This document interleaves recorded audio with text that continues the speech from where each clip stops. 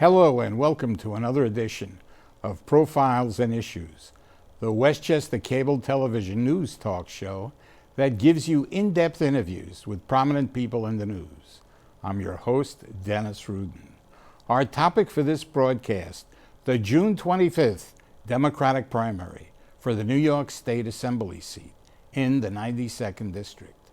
This area currently includes most of the town of Greenburgh, the town of Mount Pleasant, and part of northwest Yonkers. My guest for this program is Assemblyperson MaryJane Shimsky, who currently represents the 92nd District. Ms. Shimsky is currently serving her first term in the New York State Assembly after defeating former Assemblyperson Tom Abenante in a Democratic primary 2 years ago. From 2012 to 2022, she served on the Westchester County Board of Legislators. Her committee assignments dealt with issues concerning the environment, flood mitigation, and infrastructure. She is a graduate of Yale University and New York University Law School. She also has a PhD in history from City University of New York. And now my interview with Assemblyperson MaryJane Shimsky. Assemblymember MaryJane Shimsky, welcome to Profiles and Issues. Thank you so much, Dennis. And thank you for coming on the program. Absolutely. You are now serving in the New York State Assembly, representing the 92nd District, which includes most of the town of Greenburgh, Mount Pleasant, and a portion of northeast Yonkers. You are currently running in a June 25th Democratic primary against a familiar rival, former Assemblyman Tom Abenante. Now, one of the important issues that has re-emerged for the residents of Greenburgh and the unincorporated areas has been the threat of incorporation by the community of Edgemont as a village government. Many residents, including Supervisor Paul Feiner, fear that if Edgemont were to incorporate into a village government, property taxes would skyrocket as high as 7% due to a loss in tax revenue from Edgemont. It would also result in a decline in services and economic hardship for the business community. I know that this topic, this development started before you got into office, but for our audience, and we want to bring them into exactly what's happening. Mm-hmm. And also, I'm going to state some things, and if you feel they need to be corrected, please feel free. Did you co-sponsor two assembly bills, one of them A7761, that created the requirement of a physical and operational study as a criteria for village incorporation, and establish a new commission to assess the viability of incorporation, and then added chapter amendments exempting Edgemont and Greenburgh through 2040? Please explain. Okay, let's start from the beginning. Okay. Edgemont has been trying to incorporate for close to 30 years now, even before I became a Westchester County resident. It has not happened yet. In the last 10 years, there have been 2 petition drives. The petitions have been thrown out by the courts. I have no reason to believe that anything that's going on in Edgemont right now is substantially more likely to succeed than the last ones. That being said, when I took office in 2023, my predecessor had sponsored various bills to protect Greenburgh from the threat of incorporation. None of those bills got anywhere. Okay. None of them became law. Toward the end of my first session in the Assembly, there were 2 bills that came from the state Senate. One of them was sponsored by Senator James Skoufis that basically set population requirements. And the one provision in there that's relevant to the Greenberg situation required a fiscal analysis as to the effects on the existing town, and also what the fiscal feasibility would be of an incorporated village. 2 of the 3 requirements would be grandfathered for petition drives that were already in process. But the fiscal analysis determining the cost to the town and the cost to the people in the new village, the proposed new village, would not be godfathered. Those would have to apply to anyone at that point, whether they started a petition drive or not. The second bill was sponsored by Majority Leader Andrea Stewart Cousins, and that's the one that created a commission. Is that the A7761? I believe that's 7761, that's the correct. one that added chapter amendments, exempt? No. The Okay. chapter amendments actually both began with an 8.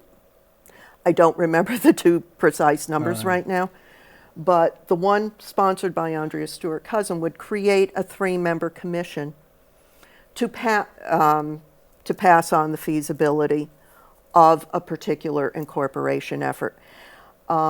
These were all parts of recommendations on a study that was done by the Rockefeller Foundation. They were also distilled from earlier reform efforts. The most recent one was by Assemblyman Fred Thiel in the 2019-2020 term. I read the bills and weighed the pros and cons and determined that currently the town had no protection whatsoever because nothing my predecessor did worked. These would, at the very least at that moment in time, would require fiscal analyses. In other words, a process that Right. they had to go through. Right. If a petition drive had not begun already, then you would have a situation where that statewide commission would have to pass on the advisability of the incorporation effort. Knowing that this was probably the last chance in half a generation at least to get something done, because it had already passed the Senate, both bills had already passed the Senate, I realized this was the best deal for the town of Greenberg, as well as the state as a whole. Now, I received an email that first week of June from Supervisor Paul Feiner, who begged me to vote for the Andrea Stewart Cousins bill. Why? Because That was the best you could get. because that was the best it could get. Both bills put together were the best we could get. And he apparently recognized that at the time because he contacted my office and asked me to support them. That was the same conclusion I came to, so I voted for both of those bills. What then happened? Now, what sometimes happens by way of general background for you and for your Keep viewers going. Keep going. is oftentimes when a bill is passed, the governor says, I will sign it into law if you make certain changes. Those are called chapter amendments. And in January, there was legislation introduced that would grandfather everything in those bills for the Edgemont Incorporation movement until 2040. I was horrified, especially, think about this, Dennis, okay? How long is a financial analysis going to stay good before it needs to be put aside and you need a new one? Is a fiscal analysis, a financial analysis, going to last for 16 years? I mean, it was just bad public policy all around. I opposed the 2 chapter amendments There was one point where Excuse me, yeah. did you also ask, how come just Edgemont and Greenberg? You know? My understanding of this is that, well, what happened before I became a member of the Assembly was Edgemont was split off from the rest of the town of Greenberg during redistricting. Yeah. The that's town true, of that's Greenberg true. was I'm sorry, the area that comprises the Edgemont School District was put in Amy Pollan's district. Yeah, yeah. There are a couple things people need to know about Assemblywoman Pollan. Number one, she is a dogged advocate for her constituents. Yeah. Her constituents were Edgemont and not the rest of Greenberg, okay?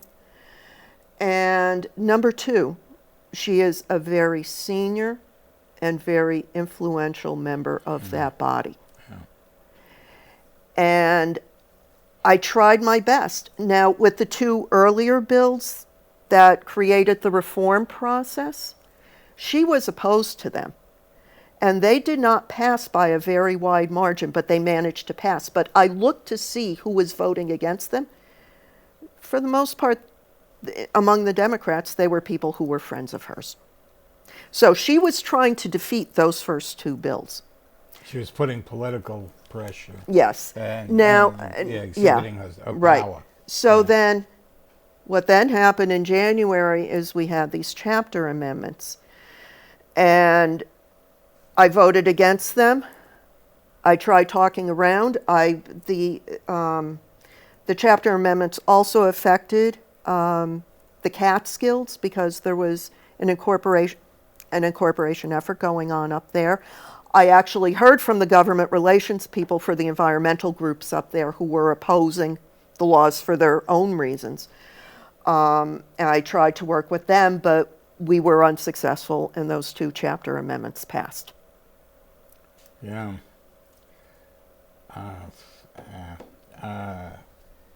So, you know, basically, I had the people on Saving Greenberg, as I mentioned before we started taping, on the program, and I am familiar with the background besides just preparation for this interview. And basically, you know, yes, what you said is right on. Yeah. So the question is, where do we go from here? Is there any way we can go, or is it just going to end up in the courts if they decide to? Well, there are a number of, when you're looking at a situation like this, there's a whole number of directions you can go in. One is the legislative route. We are waiting for bill numbers to introduce legislation to repeal the sections of those chapter amendments that apply to Greenberg. I am not hopeful that they are going to pass because Assemblywoman Pollan is still in the legislature and we know how she feels about them. But we are at least going to get them on the table, and hopefully we can start a discussion.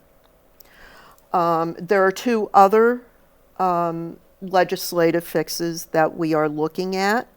They are probably not going to be done until next year at this point because we only have 5 weeks left before the end of the legislative session. Right. But we are going to get working on them over the summer and the fall, and hopefully we could introduce those in January and see who we can get interested in working on them with us. Now, you bring up the courts. I think that I've recommended when asked, I think the town should sue based on those two chapter amendments, because it seems to me that there is some discriminatory action there, and the public policy behind the bills as they stand just doesn't make sense. I cannot guarantee that the courts would go along, but I think it's really important for the town to consider that as a means of action. The third thing to keep in mind is, as I said, this has been going on for a long, long time. And Edgemont is still not a village. I think what's really important is for the town to work with the people of Edgemont, see what can be done about encouraging them to stay as part of the town. And you know what, between you and me, Dennis, I strongly suspect, given there's been a lot of turnover in that community over the last several years, and you have young people coming into town who came in for the schools for their children. And imagine being a young family. You came to town for the schools. You're getting used to the community and everything, and someone comes to your door and says, our town supervisor's a real problem, and you should leave the town. Or, you should incorporate, which in itself is going to be a bit of an explanation, because not too many people understand the inner workings of the municipal law in New York State. How likely are you to say, sure, I want to join up on this? Not very. I don't think that this goes very far. Well, the political background on this, because I have been doing this show on and off for a number of years. Right. The political background is that there are 2 or 3 gentlemen who are really pushing this, and they're trying to push everybody in the community along with them. And some of the people just, don't really know or understand or don't care about what's happening.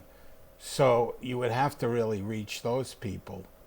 But right now, when I approached this to talk to you, my immediate concerns was the near future, and then also each time the town sues, it costs a lot of money. So obviously, if we can still maintain to fight it off, the question is, sooner or later, the rubber's going to meet the tire's going to meet the road. Is there any way it can be to get rid of the out 2040 in the law? Yeah, because suing every year is, and then, you know what I recommend? ahead. Have Assemblywoman Paulin on the show. She won't come on. I'm sorry to hear that.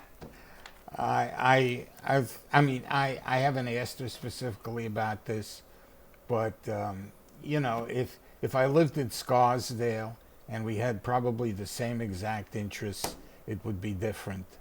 But and it's it's the way. Unfortunately, that's the way at times politics is today. Well, in all they fairness, want interviewers who are going to Right. give them back what they want to hear. well, in all fairness to Assemblywoman Paulin, she is a dogged advocate for the people she represents. She has also done a great deal of wonderful work for health care, for victims of domestic violence. She's done so much over the years that's really wonderful. But I always thought it humorous that people were seeking to run against me when the problematic bills in question were someone what else's. I don't understand is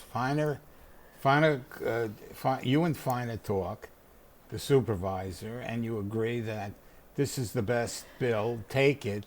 And There are and then emails. All of a I have the receipts. No, but then all Yeah. of a sudden he changes his opinion, or just Tom comes in and says this is a good issue. That I don't know. But Finer at one point did support you. Told you that he felt you should do this. And then what you're saying is he changed his mind all of a sudden? Apparently. I know as much about it as you do. I do know this, based on what you told me. The Saving Greenberg Committee, because I interviewed them, it's on my website, thedennisrudenshow.com. We did a full hour. They did try to reach out to Paulin, and she just, she didn't want any part of them. So that's why my immediate answer to you, and I mean, I'm always open, to have guests on. And I come from the older school where you have a conversation. You don't shout at each other. You converse. And that's the way I believe politics is, and that's the way I believe demonstration should be. But so Another much issue. at historic age, So, so basically, for short term, if Edgemont decides to incorporate, short term, it's probably going to end up in the courts. But long term, now the other problem, long term, and you are the sitting legislator. I got to put this challenge to you. They bought off everybody else in that a agreement. The only one they left hanging was Greenberg. So how are you going to get other legislators to join you if they don't have to worry about incorporation? Well, that's the genius of it, isn't it? I mean, they did surgery, if you know what I mean. Surgical, Yes. Where they cut you off at they cut us off at the knees. Yes. Yes. And that's unfortunate. It's more than unfortunate, but so basically, so I don't know. So we're gonna have to just see how it goes, because this idea again. I mean, I'm hoping it wins in the courts, but again, every year taking it to the courts is a lot of money on the town. Well, I think And one important thing to keep in mind is it's been 5 years since the last petition. And it seems to me that if there was really a strong push for this in Edgemont, we would not have that kind of space of time. Well, I could be wrong, but I think it's a power play because the costs of incorporation are not cheap. I mean, first of all, And if I might, they're also likely not to be cheap for the people of Edgemont either. that's what I meant. Yeah. Inexpensive. I didn't mean just Yeah, it's not just I the understand town with here. Greenberg, but would they have to create some judgeships, some office? They have to get their own police and fire, and fire they have. Well, but there's something that was called in the financial analysis that had been done, Yeah, I skinny wonder- incorporation. But even skinny incorporation can add several percentage points to a tax burden. What did you think of the report done by the Center for Governmental Research, which said there would only be a 0.6% increase for Greenberg and property taxes? Does that sound Well, kosher or I think legitimate? the final report, I have to look at the final report again. The draft report that was the subject of the public meeting in Greenberg, Right. I thought was deficient in its analysis because whenever you're trying to predict the future, which is always a difficult thing to do, generally you have a range of predictions, right? You have your best case, you have your worst case, you have a middle case. And that wasn't really thoroughly done. And I think in order for the people of Edgemont to be well informed as to what they could expect, I think it's important to really, flesh that out. I'm not saying I'm not saying that I'm very well versed on this, but in general, I have read up on this. And if Edgemont goes its own way and creates a village, there are certain problems that Edgemont has not had to handle dealing with the poorer areas in Greenberg. And I think it's mandated now by the state or by the federal government a certain amount of housing or other services that a community must give. You can't just say, well, we're only going to have rich people here, and we're only going to do, or comfortable, very comfortable, we're only going to do this or that. Certain things, certain responsibilities that the town of Greenburgh does for them, they'll have to take on themselves, correct? Without specifically mentioning any single one, that's absolutely correct. As I think you're aware, the Dromore Road affordable housing Right. is I think within the border of what we would expect a proposed Village of Edgemont to be. Now, of course, because we haven't seen what's going on with the petition effort quite yet, or we certainly haven't had anything filed with the town. We don't know, but that Dromore Road development probably would be, I would assume, would be in the proposed village. Now, I think that what you say about having to take on other roles that they may not be ready for, that's certainly plausible. And remember, going back to Secretary of Defense Rumsfeld, you have your known unknowns, your unknown unknowns, and all of that. Well, in a time where climate change is starting to do a real number on our infrastructure, and in addition to unpredictable needs in terms of land use planning, in terms of the firehouse, the Greenville firehouse, of course, gets flooded on a semi-regular basis now. They may end up having more in terms of costs if you're in an unincorporated part of town that's, say, 47,000 people. You can spread the pain around. If you are a village of 7,000 or 8,000 people, it's going to hit. The hit is going to be more concentrated. Yeah, well, and from my vantage point, which is not necessarily that special, but I mean, doing a show and reading about this and keeping up with it, there's a lot of that going on that they just don't anticipate. It's basically based on status and, look, why should we pay for their pool because we have our own country club to go to, and things like that. Well, there is somewhat more economic diversity in Edgemont than all of that. There are a lot of apartment developments, which means that they can really get hit.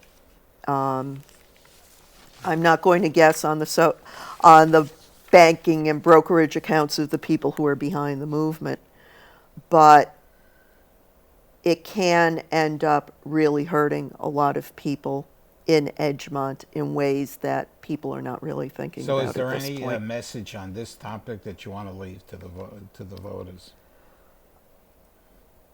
before we go on to another topic? I think the final message on this one is it is unfortunate that what was a fairly successful attempt at reform in the state got hijacked like this. We will look to see what we can do. At the same time, however, there is a pretty good chance that it's going to have to be the courts who are going to clean this up. For now. But I think down the road, provided you're in the assembly, you've got to come up with some kind of legal thing, because you can't depend on the courts every time. And although Paul Feiner has been in office for how many years, who knows what happens if another administration comes in and everything. Well, there is a theory that this may go away at that point. Well, only if those three guys die, but I don't want to get into Well, let's not wish death on anyone. Anybody, right. But right. Certainly one of the people who was one of the big moving forces no longer lives in the area. Oh, okay. Okay, now you've been active not just as an assemblywoman, but your career on the county legislature, where I had the honor of interviewing you.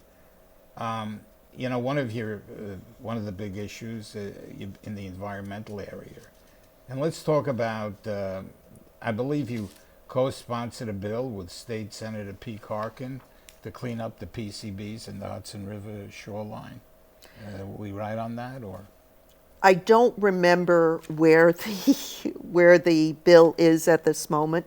We are trying to work together on a legislative solution for this. I don't know if the bill has already been introduced in the assembly or not. You get a fairly long multi-step process before the bill even gets introduced. But I have been in contact with Senator Harkin's office, and we are talking about working cooperatively on this. The Environmental Protection Agency? The Department of Environmental No, Conservation. I'm sorry. That's okay. Can you trust these government agencies to do their work, or do you have to stay on them? Legislative oversight is critical, no matter what the level of government, because and it can be very well intentioned. There's a limited amount of resources. There's all kinds of competing needs.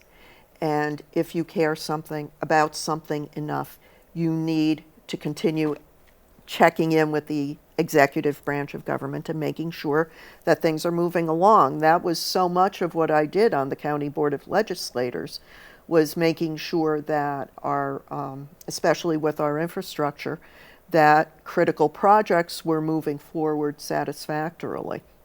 Before we get to infrastructure, did you sponsor bill number, I think it's A2891, directing the Commissioner of Health to establish guidelines for on-site overdose response at nightclubs? Yes. So how is that going? I still have not seen what the State Department of Health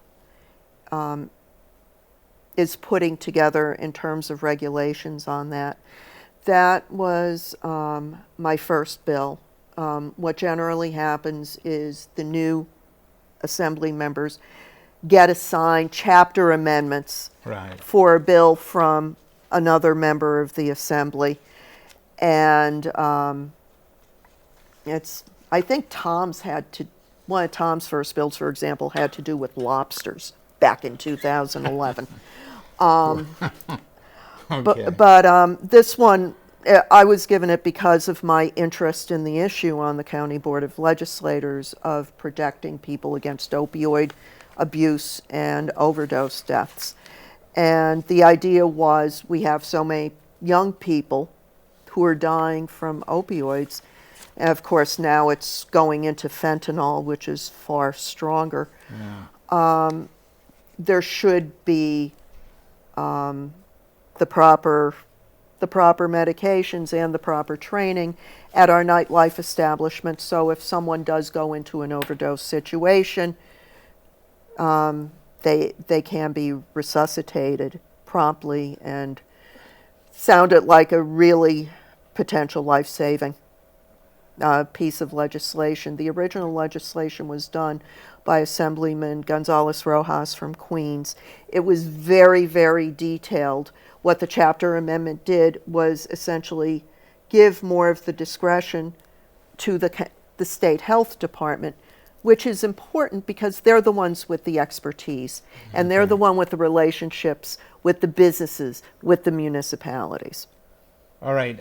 One of the issues with regard to the governor's budget when it was under negotiations, which was creating anxiety amongst the public, was whether the proposed foundation aid cuts would remain intact. And according to this report, which your office forwarded to us, and we thank you for that cooperation, this year's budget raised total school funding to 35.9 billion, a 4.3% increase over last year. And so in the 92nd district, proposed foundation aid cuts to Ardsley, Briarcliff Manor, Dobbs Ferry, Greenberg, Pocantico Hills, and the Tarrytowns were reversed, overturned, and that's Right. great. Yeah. And Well, the basic historical way of dealing with the schools, because schools are not the way they used to be, where, you wake up, if the superintendent wakes up in July and says, well, we need 2 more of this teacher, 2 fewer of that teacher, let's pull people in and we're ready to go. There are too many programs, there's too much infrastructure. Schools need to be able to plan more than they used to when I was in school and when you were in school. would I be right in saying, as a former teacher, that the educational institutions, schools, have had to pick up where the family structure has declined? Where the family structure has Sometimes they have to declined. work Yeah. 2 jobs, Yeah, or there's absolutely. only one parent home at a time, if they're divorced or whatever. Life has become a lot more complicated. Absolutely. And the schools, I'm sure you've heard of the community schools movement, to make more in the way of social services available within schools. So it's kind of one-stop shopping for families, right? We also have just the cost of education is greater when you consider what we're educating. All of the electronic facilities we need now, the computerization, the internet, modernizing our libraries to be able to handle all of that. Right. Some of what we're doing with there's a wider range of sports. Title IX means you have to provide those opportunities for women as well. Yeah. You could go through a whole laundry list. We could make the show 2.5 hours, but the quality of life is better as a result. But it does take out more on society, and right. also just one thing: Yes. Political pressure by middle income and lower to change the formula for property taxes. In other words, why base it just on schools? Your property, the quality of the schools, and that's easier said than done. I mean, Well, in this next year, the Rockefeller Institute, along with the state education department, are going to work on changing the foundation aid formula. There are a lot of reasons to do that. Number one, our communities are not the same as they were in 2006 and 2007. And we're still relying on old census figures to determine the number of special needs students, the number of students who are English language learners. And that makes no sense, right? You need to update those stats. But I think another thing that really needs to be looked at is, number one, and you bring up the socioeconomic point, which is really important. There are, just as 2 examples, there are 2 communities in Greenberg. I mean, 2 communities in Westchester County. One is the Greenberg School District. One is the Mount Vernon School District. Are seen as high wealth communities because they have, as you know, they have commercial stretches where you do have big companies, corporations coming in, and there's a fair amount of wealth there. But if you go and think about the average homeowner in those communities, they are not wealthy. And they, with the governor's proposed budget this year, they were really getting hammered. And a lot of it was because of the current wealth formula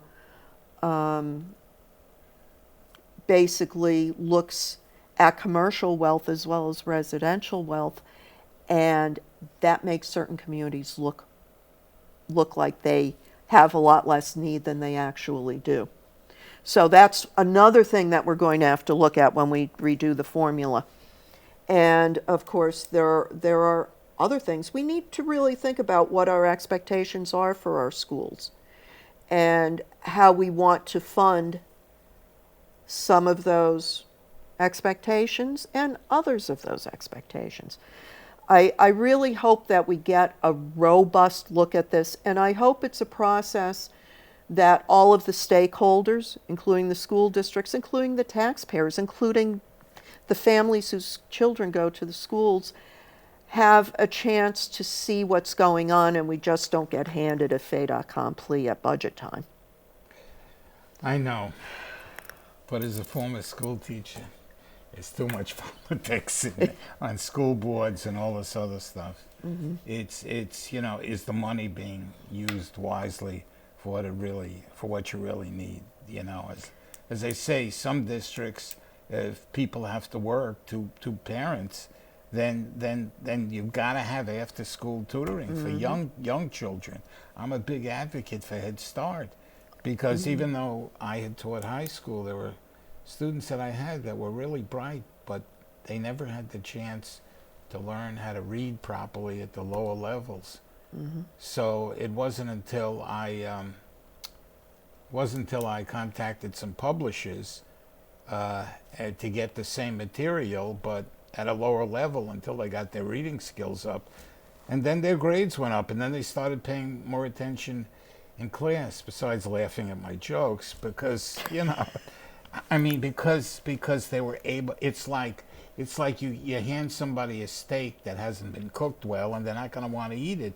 Well, if they don't have the proper vocabulary development, then they're not going to be able to understand the concepts that you're talking about, Actually, one of the best ways to improve school attendance and school attentiveness is school meals. Yes. But nutrition is a problem.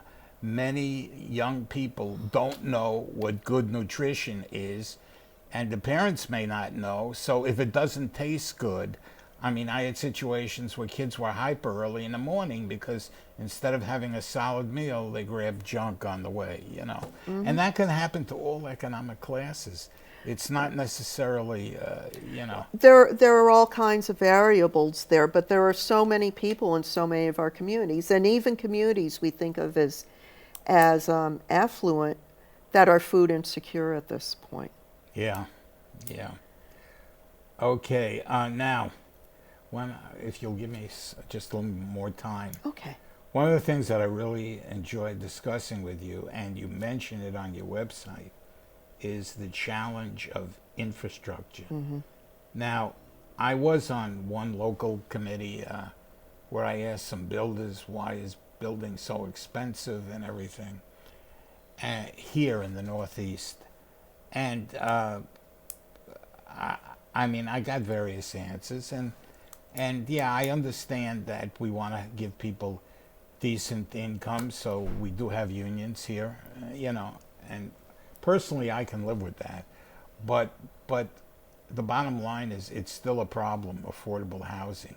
And I was wondering, is there a possibility with computerization and technology, and as a result of COVID, many employees who work on a computer did not go into the office regularly, and new corporations now, in order to increase profits, said after COVID, well, maybe we don't need all employees in 5 days a week.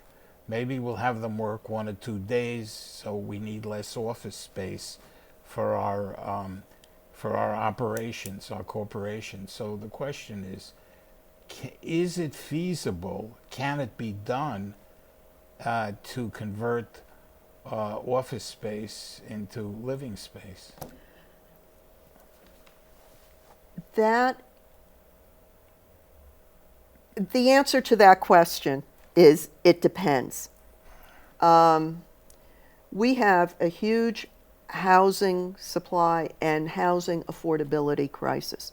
Yes. Over two-thirds That's why I asked the yes, question. over two-thirds of the people in Westchester County cannot afford a decent market rate place to live. Right. They're ending up paying, in many cases, more than half of their income Right. to get a place to live. Right. Now, in many locations, and there are actually tax breaks for this Oh. in New York City. There are programs, and it should be one of a list of dozens of solutions, but part of the problem is you don't have the proper infrastructure systems through the buildings to make sure you have all the bathrooms you need, all the kitchens you need.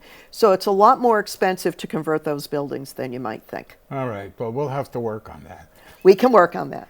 Okay, 2 minutes. Look into the camera. That's your camera. Okay. And tell the voters why they should return you to the assembly. As so many of you know, because I spend a lot of time in the community meeting people to listen to their concerns and to get their feedback on what their needs are and what is going on in government that is helping them or not helping them. I am basically developing a full range of legislative solutions myself, and more importantly, because if done right, being a legislator is the most cooperative job there is.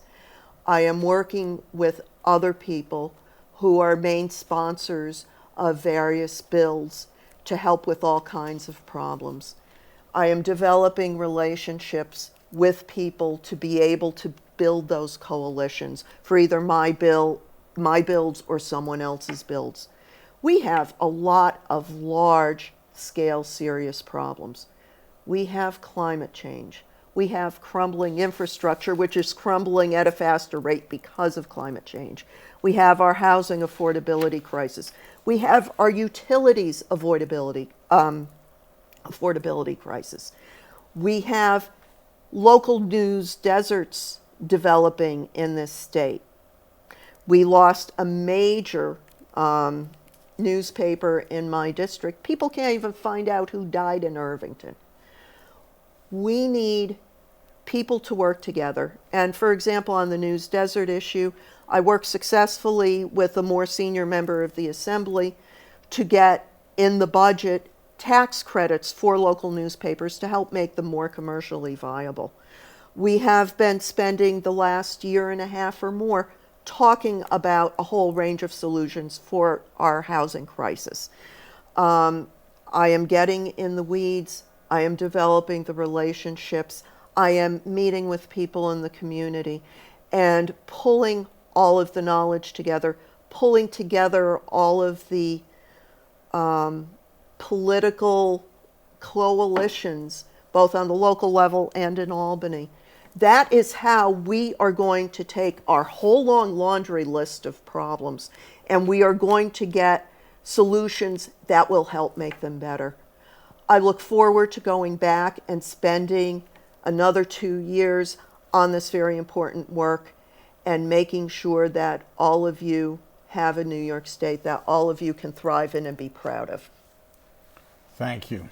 Assemblyman MaryJane Shimsky, it's been an honor and a pleasure to have you on our program, and we hope to have you back because you're one of those people that make things happen. I would love to be back. I always like talking with you, Dennis. Same here. Take care. And good luck. Thank you. All of our programs can be seen at no charge or at no charge on demand on your computer or iPhone at any time on our website at www.thedennisrudenshow.com or www.profilesandissues.com. Please email your comments about the program to www.profile.issue@yahoo.com. All of our programs are broadcast on Optimum Cablevision and Verizon Fios. Check your cable calendar for time, day, and channel. This is Dennis Rudin saying so long for Profiles and Issues.